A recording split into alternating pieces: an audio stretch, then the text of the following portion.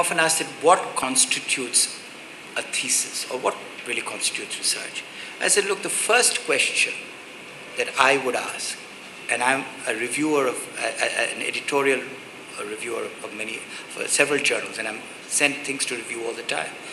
When I look at something, I said, the first question I ask myself is, what is new and or different about this piece of work? And why I say that is that research is ultimately about an addition to existing knowledge. You don't want to do what I call a Me Too project. Because something has been done in 20 other places, now you say, I want to see whether it's true in Sylhet or whether it's true in Borishal. That's not research. Unless there is a reason for you to think that there's something particular about Borishal which makes it different. And I said, that's the whole point about being, it has to be something that adds to our understanding of the topic. So the first thing I tell people is think a little bit about how you're going to frame your research question. It may be a question that other people have looked at, but unless you can make the case that examining it in the context that you're examining it is going to add something to our understanding of it, it's probably not worth doing. And frankly speaking, a good journal will not publish it. The first thing that a good journal will look at is it adding something to the field? And this is not something that requires statistics or any kind of quantitative models or any kind of abstract. You have to basically really think hard about what am I adding? To answer that, you have to know what's been done. So I always say that, look, research is hard work. You start off with an idea, and that's where it always has to start. But then you have to do a lot of looking into what do we know about this? What do we know and what don't we know? And your contribution is in that area of what we don't know. And as I said, it doesn't have to be something blindingly new. It can be that in these conditions we expect things to be different, and maybe they are and maybe they're not. And that's a test of a hypothesis that other people have looked at. A lot of what I've said is somewhat abstract, and probably half of you are asleep and the other half are wishing that you were. That's the way it goes. So I want to sort of, bring it from the abstract to the personal and tell you a little bit about my research story or my story as a researcher. Not because I do think that mine is not an atypical story, but I think perhaps you'll take away something from that and it will spark an interest. One of the things that I take pride in, and it's, as my daughters, who are always my biggest critics, say that maybe it's not something you should be so proud of. I told them that, I've never done anything that I was formally trained for. And by which I mean that I've followed what I was interested in, and I've not been bound by a particular disciplinary background. If I've been interested in a question, I've tried to see whether I can explore it. Now, of course, if you're trained as a physicist, and it's actually interesting that you could research poetry, but going the other way around would probably be more difficult. If you're trained as a poet, it would probably be not such a great idea to start doing research in fundamental physics. But having said that, I think there's a lot, and the reason why I'm interested in this topic is I think the best research is cross-disciplinary, is interdisciplinary, is what they say thinking laterally. Some of the best biologists are people who started off as physicists. Some of the best physicists are people who came from a very different tradition and started thinking about it. So I actually celebrate this idea of bringing in people laterally. And one of the things that I think I really am very appreciative of the American higher education system, that unlike the European and the Bangladeshi system, you're not locked into what you started to do when you were 16 or 18 or 20. I have lots of friends who have moved laterally. I myself have changed careers several times. I started off as a biochemist, then I went to medical school, then I gave it all up because I was bored with it. I wanted to be a social scientist. I studied economics and sociology. I did work on kinship networks, very far afield from my initial training. Then did that for a while, and then I moved again, became a psychiatrist. And I think I was very lucky that I was in a system which allowed me this freedom to move laterally. And the best research comes from this lateral thinking.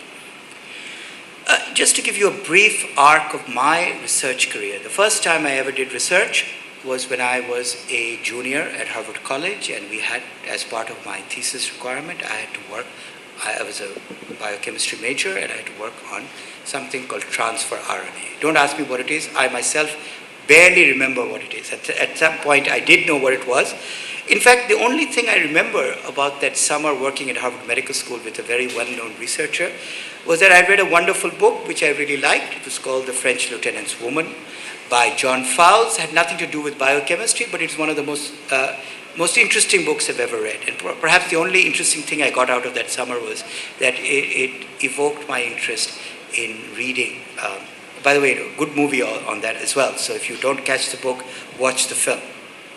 I remember I got completely negative results, but I ended up getting a very decent grade because I managed to convince my supervisor that there were lots of reasons why the negative results came out. And he made a very interesting comment that he said that, I've given you a good grade because you've spent a lot of time and a lot of thought about trying to explain to me why your experiments didn't work. He said, in the real world, that doesn't always work, but that's actually a lot of research is about trying to make sense of what you have, not what you wanted to get, because research doesn't always go in the way that you want it. And as I said, you should never, one of my favorite quotes is, never waste a crisis. A crisis is when you got something which is totally opposite of what you thought. And you can either throw up your hands and say, look, this is all, I messed up. A good researcher doesn't do that. A good researcher, reinvents himself or herself and says, maybe there's a story in that. So that was my first foray in what I would call sort of serious research. I decided I wasn't cut out for biochemistry. I liked literature perhaps much more than I liked working in the lab, and I decided sort of the last refuge of people who don't like biochemistry research is I went to medical school and enjoyed that. And when I was a medical resident, I had another very interesting experience. Actually, it was in Bangladesh. I came to spend a summer, and I ended up working on 2 papers on hypoglycemia and diarrhea. Very, very mainstream medical research topics.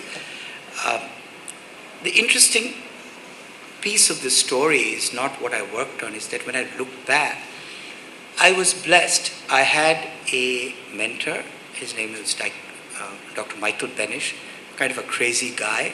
I came in. He said to me, oh, you're here, but I'm leaving tomorrow for a month. So I said, what am I going to do? I'm here for 3 months, you're gone for a month, you're my supervisor. He says, you know what? This is, we've been thinking about this whole hypoglycemia thing. I don't know very much about it. I'll come back in a month. I want a research proposal. Tell me what you want to do, how you want to do it. And I said, are you crazy? I have no idea what you're talking about. And he said, I'll see you in a month. And he went off, and I had absolutely no idea what I was going to do. But since I was here and I had to give a report at the end of 3 months, I said I better start working on it. Anyway, it ended up that I ended up, doing a lot of work and trying to understand this topic, which I knew relatively little about when I started. And it ended up being a very, very fruitful experience because 2 highly cited papers, one in the New England Journal of Medicine. In fact, ironically, 2 of my most cited papers are in fields that I have not worked in 25 years. When you look at your research history, I always find it amusing that your early papers sometimes are cited much more than the ones, not only because they happened earlier, but so that was very conventional, clinical, somewhat lab-oriented research, very much in the mainstream of my medical career. But as I said, I've never been shy about moving on. I moved on from clinical medicine, and I decided that I was interested in doing something in the social sciences, and I got into the PhD program at Harvard and environmental epidemiology. There is a story here. I'm not saying it. And because I needed the funding, I accepted it. That was the only grant going. And I had no interest in environmental epidemiology. I had very little knowledge of what environmental epidemiology was, but that was the grant, and I took it. And I ended up working on a topic which I must say that I give myself a little bit of credit in convincing people that it fell under this rubric. I worked on something called marriage and mortality. Now, it was not that easy to convince my thesis chair, who also happened to be the chair of the department, that it fell under the rubric of environmental epidemiology. So he said, how am I going to sell this? I have to endorse your topic. I said, well, if it's not genetic, it's environmental. So since marriage is obviously only, we are making a case that it's not genetic, therefore, and he thought a lot about it. He said, that's a very, he said, that's a pretty insightful comment. I'm endorsing it, but I hope for your sake, young man, that they buy it. Fortunately, they did. And I did finish my PhD. And one of my most memorable papers, not because I think it's particularly interesting, but I think the title is interesting. There were two papers, and I spent a lot of time thinking about the title. I don't know why. I mean, and I will tell you that when you send a paper, it is actually well worth trying to get a catchy title, because it does actually attract people's attention. So one paper was called Family Matters. And it's a pun on the word that family is important, and also that it's about family. And people, by the way, my literary tastes are, there's a very wonderful book by Rohinton Mistry called Family Matters, which came out much later than my thesis. And in fact, I briefly thought whether I should talk to him about copyright violation. And in fact, interestingly enough, the book is in a literary form a very, very interesting recapitulation of the kind of work that I was working on in a much more dry, statistical things, that family does matter, and many things about families matter. Particularly, we were looking at marriage. The other paper that I wrote, again, was called, and this was a bit of a controversial topic, it was called Marry Early and Often, but Only If You're a Man. And it has to do with this notion of gender selectivity, and that the ability to get married several times is a marker for your essential health and survival, and marriage. By the way, the whole topic of the thesis was about the benefits of marriage, and the benefits of marriage are all accrue to men. For women, if you are economically independent, there are no additional survival benefits. There are obviously, I don't want to make a position on marriage, but there are no at least economic benefits, no additional survival benefits for women. But for men, what is the most surprising thing is that, surprising only because people don't understand it. It's a phenomena that people have known for hundreds of years, that married people live longer. It's not clear why. And one of the often espoused theories was that for men, it's because women brought their spouses, their wives brought social contacts and their social network.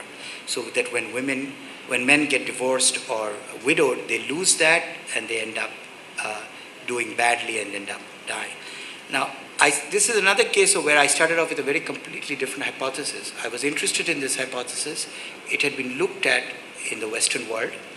I came up with this idea that rural Bangladesh is a very patriarchal society where the kinship networks are all driven by men, because women, there's something called village exogamy, where women marry outside their village. So women don't bring in any new social contacts. So the idea was that this would be a test case where actually I was hoping to find that marriage did not confer any advantage to men. And, supervisor thought it was a great idea and that, it made sense and theoretically it was plausible. And we collected data from Matlab where we looked at marriage and survival. And much to my utter horror and chagrin, found that even in rural Bangladesh, very patriarchal society where men call all the shots, married men lived significantly more than men who were not married or never married, and women who you would expect the opposite, that because of their relatively disadvantaged position, that married women in rural Bangladesh would do much better, in fact didn't do